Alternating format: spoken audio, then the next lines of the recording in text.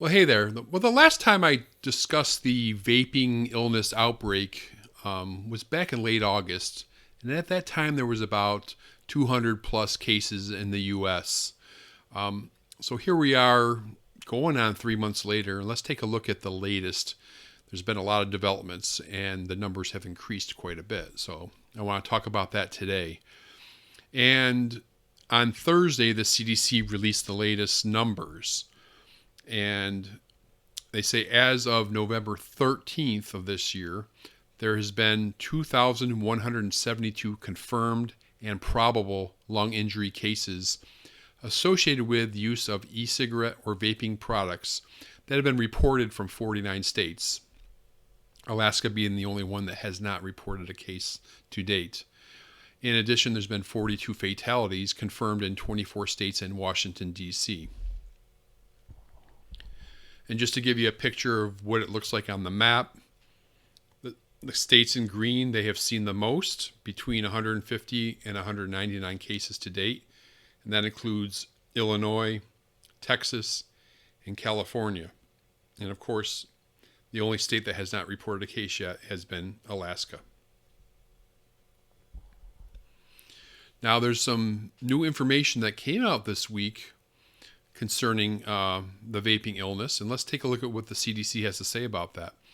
It says the CDC has identified vitamin E acetate as a chemical of concern among people with e-cigarette or vaping product use associated lung injury, or the acronym is EVALI. Recent CDC laboratory testing of the bronchoalveolar lavage, the BAL, fluid samples from 29 patients with EVALI submitted to the CDC from 10 states found vitamin E acetate in all of the samples. So let's see what else we got here. It says here some other interesting laboratory findings. THC was identified in 82% of the samples, and nicotine was identified in 62% of the samples of these 29 samples that were submitted to the CDC, in which all 29 had vitamin E acetate. The CDC tested for a range of other chemicals that might be found in e-cigarette or vaping products, including plant oils, petroleum distillants like mineral oil, MCT oil, and others. None of these chemicals of concern were detected in the BAL fluid samples testing. They go on to say this is the first time that we have detected a chemical of concern in biologic samples from patients with these lung injuries. These findings provide direct evidence of vitamin E acetate at the primary site of injury within the lungs. Then it goes on to say what we don't know, which is just as important. While it appears that vitamin E acetate is associated with EVALI, evidence is not yet sufficient to rule out contribution of other chemicals of concern to EVALI. Many different substances and product sources are still under investigation, and it may be that there is more than one cause of this outbreak. And of course, the CDC, state health officials are all saying for people to avoid THC-containing e-cigarettes and other vaping products. And the last thing I wanted to point out on this CDC page is some of the key facts about vitamin E acetate. And it says it might be used as an additive, most notably as a thickening agent in THC-containing e-cigarette or vaping products. Vitamin E is a vitamin found in many foods, including vegetable oils, cereals, meat, fruits, and vegetables. It is also available as a dietary supplement and in many cosmetic products like skin creams. Vitamin E acetate usually does not cause harm when ingested as a vitamin supplement or applied to the skin. However, previous research suggests that vitamin E acetate is inhaled. When it's inhaled, it may interfere with normal lung functioning. So, a lot of things have happened in the past week concerning this outbreak. And Colorado, where the pot industry is quite large, they have taken some steps in that state, and they have banned vitamin E acetate as a chemical additive to marijuana. And it says, though the CDC did report all this stuff out earlier, Colorado's Marijuana Enforcement Division had already prohibited the additive as an ingredient days earlier. And it's also banned 2 more ingredients with connections to short and long-term health issues. So in addition to vitamin E acetate, polyethylene glycol and medium chain triglycerides, or MCT oil, are now ruled out for marijuana products meant for inhalation. So those moves have been made in the state of Colorado. In a very interesting story out of Michigan, a 17-year-old has become the first vaping lung injury patient to undergo a double lung transplant.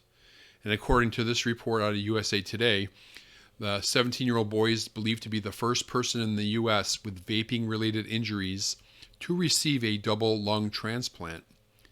The boy, whose family described him as a student athlete who loved sailing and playing video games with friends, underwent the double lung transplant surgery October 15th after more than a month of hospitalization at 3 Detroit hospitals.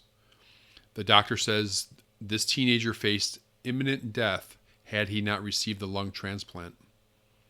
So, very important story out of Michigan. Don't know how many more of these kind of stories we're going to see in the future.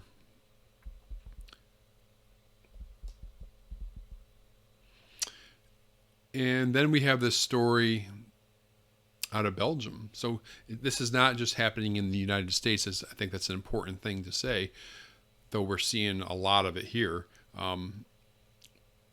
The next group of stories I'm going to show you is things that are happening outside of this country. And there was a death of a 18-year-old who died after receiving a e-cigarette on his 18th birthday. And the report goes as such. An 18-year-old given an electronic cigarette for his birthday is thought to be the first person in Belgium to die from vaping. The boy, the man, 18-year-old, died less than a month after getting pneumonia, which doctors attributed to vaping. And again, this is another person that was athletic. He played rugby. He was a strong boy, according to his father. In 1 week, however, I saw him decay into a wreck.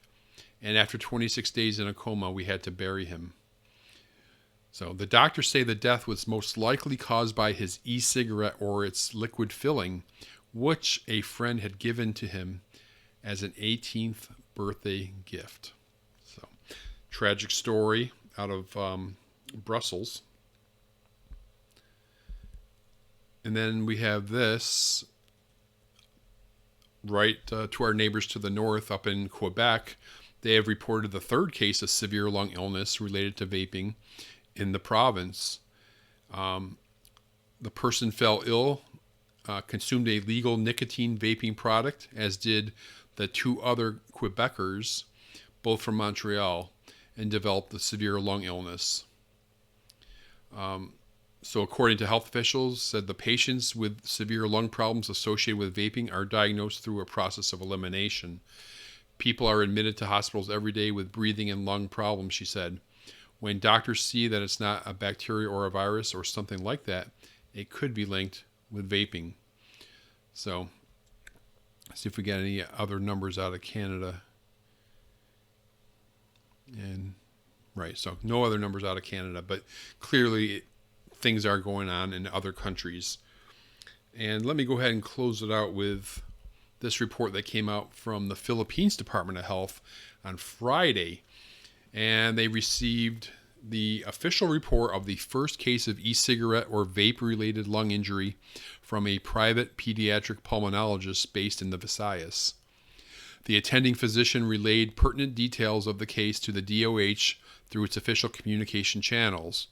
According to the case report, the patient is a 16-year-old female adolescent who had been using e-cigarettes for 6 months while concurrently consuming combustible cigarettes, referred to as dual use.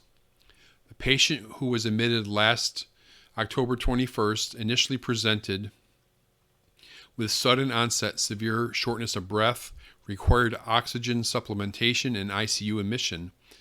Upon admission, the clinical impression was initially considered to be infectious in nature. However, upon further evaluation, the patient met the case criteria for EVALI, based on the guidelines from the US CDC. After receiving appropriate care from the attending pulmonologist, the patient was subsequently discharged. So it's going on all over.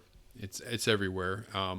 And the CDC has been doing testing and research, and it appears they've discovered at least one possible cause. There may be others, as they clearly state in their website. And all these places, whether it be the Philippines or in Europe or in the United States, health officials in all these places in each state are saying to abstain from doing this stuff. There's a danger there. So anyway, that's the latest on the vaping illness outbreak that I could give you today. So I hope you appreciated it. Hope you got something out of it. If you like what you saw today, go ahead and subscribe to the channel. Comment below, share it with your friends, like the video, and I'll see you next time.